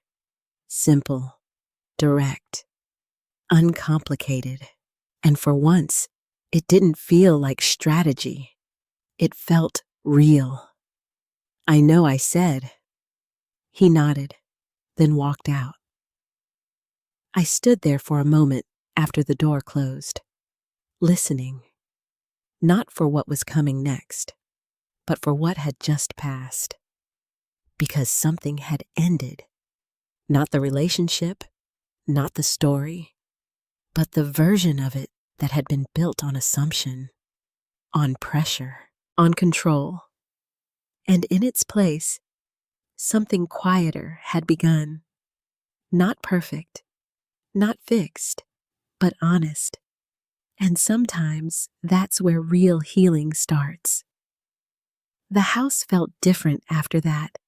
Not quieter because it had always been quiet. Not emptier because I had lived alone for years. But steadier. Like something that had been pushed out of alignment had finally settled back into place. For the first time in a long time, I walked through each room without feeling watched, measured, or evaluated. It was just my home again. Mine. That word used to feel natural. Then somewhere along the way, it became something I had to defend. Now it felt earned. Ethan didn't come back the next day, or the day after, and I didn't expect him to. Some things require space. Not distance, not avoidance, but space. The kind that allows reflection instead of reaction. A week later, he called again. Not to argue, not to convince, just to check in. "How are you?" he asked. "I'm doing well," I said, and I meant it. There was a pause. "Then I've been looking at apartments," he said. That caught my attention. "For what?" I asked. "For us," he replied. "Olivia and me." Something in his tone told me the rest before he said it. "We've been having conversations," he added carefully. I didn't interrupt, because I knew how hard that must have been. "She still thinks we were right," he said, "about everything." "And you?" I asked. He took a breath. "I think we were wrong about how we went about it," he said. "That was honest. Not perfect, but honest. And sometimes," he continued, "how you do something matters just as much as what you're trying to do." I smiled slightly. "That's a lesson worth keeping," I said. He let out a quiet breath, almost like he had been holding it. "I should have asked," he said. "From the beginning?" "Yes," I replied. Not harsh, not forgiving too quickly, just true. "I thought I knew what was best," he added. "That's a dangerous place to start," I said gently. "Yeah," he admitted. We talked for a few more minutes, about simple things. Work, weather, life. Nothing heavy, nothing tense, just normal. And when the call ended, I noticed something I hadn't felt in weeks. Peace. Not because everything was fixed, but because everything was clear. A few days later, he came by again, still alone. That hadn't changed, and I didn't ask about Olivia. Not yet. Because that was his journey to navigate, not mine to direct. We sat on the back porch this time, coffee between us, morning light stretching across the yard. It felt familiar, in the best way. "I've been thinking about that contract," he said. Of course he had. "It wasn't just about money, was it?" he asked. "No," I said. "What was it about?" I looked at him for a moment, making sure he was ready to hear it. "Trust," I said. He nodded slowly. "I broke that," he said. "Yes," I replied. He didn't argue. He didn't defend. He just accepted it. "And now I have to earn it back," he added. That's how it works, I said. He looked out at the yard, quiet for a moment. I don't expect it to be easy, he said. It shouldn't be, I replied. Another small nod. Then I'm willing to do it anyway. That mattered. Not because it solved everything, but because it showed intention. And intention is where change begins. We sat there a little longer, finishing our coffee. No pressure, no agenda, just time. When he stood up to leave, he hesitated again, like he had something else to say. I'm not going to ask about the house anymore, he said. I met his eyes. Good. Not because I don't care, he added quickly, but because I understand now. It's not mine to decide. That was the shift, right there. Ownership of the boundary, not resentment, not compliance, understanding. That's all I ever needed you to see, I said. He nodded. Then after a brief pause, I'm proud of you, he said. That surprised me. For what? Right there. Ownership of the boundary, not resentment, not compliance, understanding. That's all I ever needed you to see, I said. He nodded. Then after a brief pause, I'm proud of you, he said. That surprised me. For what I asked, for not letting me get away with it, he replied. I didn't answer right away, because that kind of honesty, it takes something to say. Finally, I smiled slightly. I'm proud of you too, I said. For what? For finally seeing it. He gave a small, almost shy smile. Then he left. And this time, when the door closed behind him, it didn't feel like something had ended. It felt like something had been reset. Not back to where it was, but forward to something better, something healthier, something real. I walked back into the house, slowly taking in the quiet again. But this time, it didn't feel like something I had to protect. It felt like something I had reclaimed. Because kindness isn't weakness. It never was. It just needs boundaries. And now, I had both. After everything that happened, I kept thinking about one simple truth. Kindness is not weakness. For years, I believed that being patient, giving, and understanding made me a good mother, and it does. But what I didn't fully accept is that kindness without boundaries invites the wrong kind of behavior. Sometimes the people we love the most will test those boundaries, not always out of cruelty, sometimes out of entitlement, sometimes out of fear, sometimes because they simply believe they know better. But love does not mean surrender, and family does not mean losing yourself. What I learned through all of this is that respect is not automatic even in families. It is built, maintained, and sometimes it has to be defended. And the hardest part, standing firm not against strangers, but against your own child. If you've ever been in a situation where someone took your kindness for granted, where you felt pressured, overlooked, or quietly pushed aside, I want you to remember this. You are allowed to say no.